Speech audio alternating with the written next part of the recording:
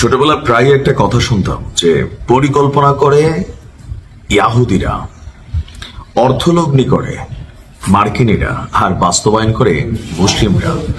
এই কথাটা যাদের বিশ্বাস হয়নি এতদিন, আজকের এই ভিডিওতে তার প্রমাণ দিচ্ছি।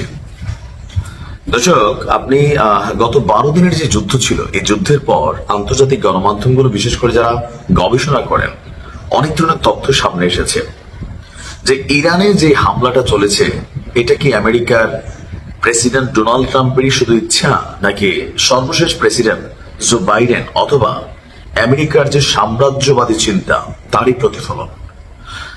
ইরানে যুক্তরাষ্ট্রের এই হামলাটা 15 বছরের পরিকল্পনার চূড়ান্ত পরিণতি। এবার আসেন একটু ব্যাকে যাই।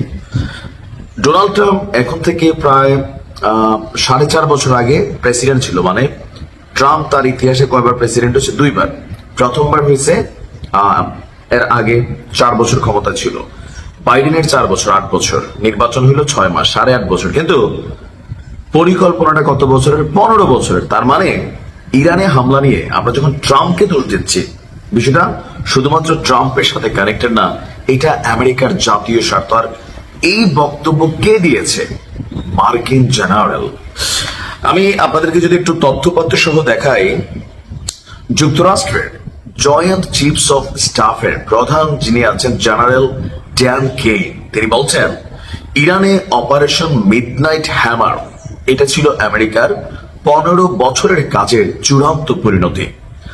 হামলায় ব্যবহৃত অস্ত্রগুলো ফোর্দো পারমাণবিক স্থাপনায় যে হামলা হবে তাতে যেন সাফল্য অর্জন করা যায়, সেই জন্য স্পেশাল ডিজাইন পরিকল্পনা এবং সরবরাহ করা হয়েছিল। বুঝতে পারছেন? মানে 15 বছর আগ থেকে ইরান যখন উঠছে বা ইরান যখন একটা শক্তি হিসেবে আবির্ভূত হচ্ছে, তখন আমেরিকা চিন্তা করছে যে এদেরকে থামাইতে হবে। এখন একটা উসিলা দরকার ছিল।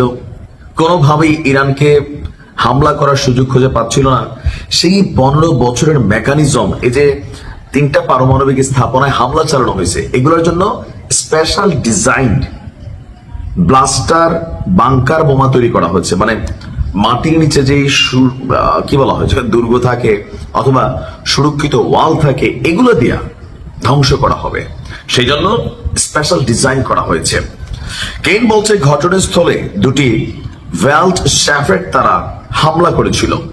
বিষয়টি ব্যাখ্যা করে তিনি বলছেন, হামলা প্রতিহত করার জন্য ইরানিরা সেগুলো কংক্রিট দিয়ে ঢেকে দেওয়ার চেষ্টা করেছিল। ঘটনাস্থলে মোট 6টি বোমা নিক্ষেপ করা হয়েছিল।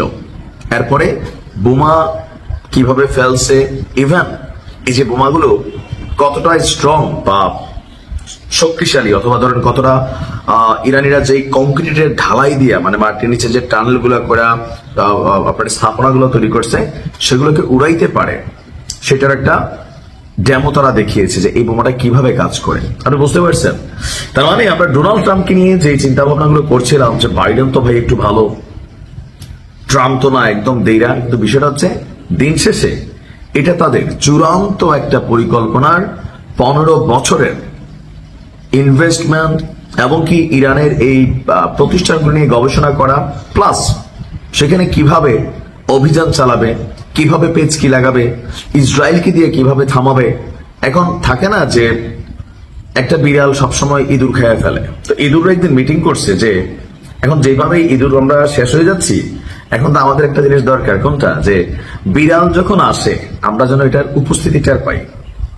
তো কি করা দরকার? বিড়ালের গলায় একটা ঘন্টা বাঁধা দরকার। কিন্তু ঘন্টাটা বাঁধতে যাবে কে?